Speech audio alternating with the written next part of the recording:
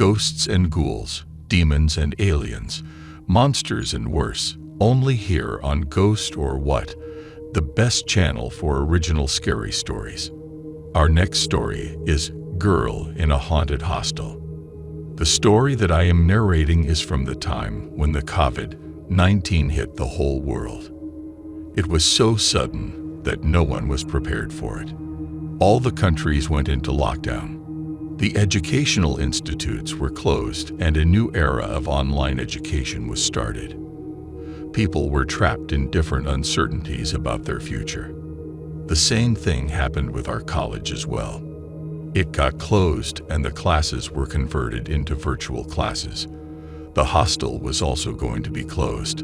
When I came to know about the situation, I got terrified, as I had no place to live other than our hostel. The hostel officials were thinking about closing the hostel, but there were many other students like me who did not have anywhere else to go.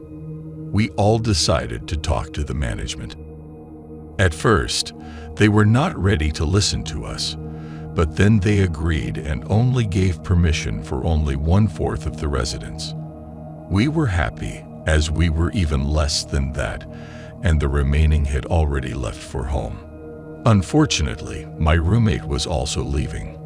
Although they were not allowing a single person per room, I did not have many friends there.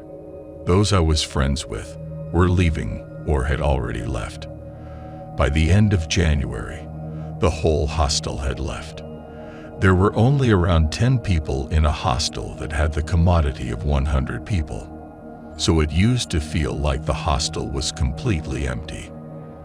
We hardly saw each other, as we had nowhere to go. Everyone always remains inside their rooms. One day, I was taking my online class when I heard a clear and loud knock on the door. I wondered if someone needed something, that is why they had come. I asked from inside who it was, as I could not leave. I was in the middle of a very important class, but no one replied. Rather, I heard a louder knock. I felt pissed as I stood up to check the door. As I opened the door, to my surprise, there was no one at the door. I felt annoyed and went back to my class. A few days have passed, and I have completely forgotten about the knocking incident. I was peaceful, lying on the bed, watching a movie on Netflix. It was around 10 at night, and it was so quiet that it felt like past midnight. I was lost in the movie when all of a sudden, someone knocked on the door. I stood up from my bed and looked outside the door, and there was no one. The whole corridor was silent. I closed the door and came back to my bed. As I had sat on the bed, the knocking started again. This time, the knockings were a bit more forceful. I again checked the door, but still no one.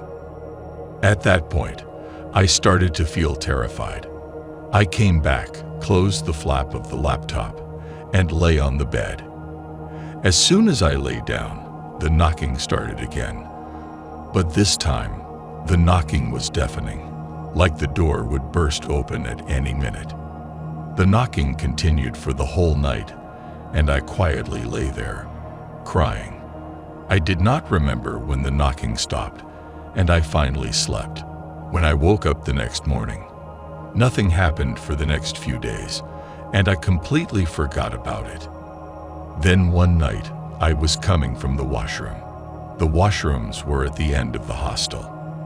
As I was coming, I clearly heard someone calling me from behind, but as I turned around, there was no one. But I clearly saw a shadow disappearing. I almost ran towards my room and closed the door. I was panting and my heart was racing. I lay on the bed, trying to sleep, but I could not sleep that night. The whole night I kept wondering about that shadow. Later that night, when I was about to sleep, I turned off the light and went straight to bed. All of a sudden, I felt someone walking inside the room. I opened my eyes a little and stole a glance, and saw a woman inside my room, and I fainted at the same moment. The next morning when I woke up, I felt that I was suffering from fever. I could not decide what to do, as I was unable to go out and get the medicine. I called one of my friends and told her about the situation. She asked me to stay in quarantine. I told her that I have not met anyone since she had left. I was about to tell her about the strange incident that happened to me last night, but as I was about to say it, I heard a loud SHH sound from inside the room, as if someone had stopped me from telling her. I could not talk to her anymore and disconnected the call. Since I was unable to get the medicine, my fever had spiked up and I was feeling like I would die any minute. I started saying stuff with a severe fever. I started crying and pleaded with the entity to let me stay as I did not have any other place to go. I did not realize when I went to sleep. Suddenly, I woke up and felt thirsty. I could not move because of body aches. Then I realized that someone was walking inside the room. I tried to open my eyes. I succeeded to open just a little and saw a shadowy figure wandering around inside the room. It looked like a woman. I was unable to see clearly, but I could see that she was picking something from the table across the room. Then I saw her coming towards me.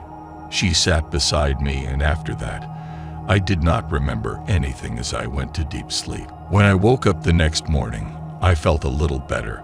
I wondered if I was feeling better because of the sleep.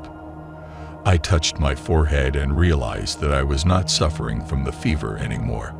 I stood from my bed and stretched myself. I felt fresh, like nothing had happened to me. Suddenly, something on the table caught my eyes. I went toward the table and picked up a packet of tablets. I looked at it, and it was for fever. I wondered where the medicine came from, and then I remembered the woman inside my room. I had forgotten about that and had considered it just a dream. But I realized that it was more than just a dream.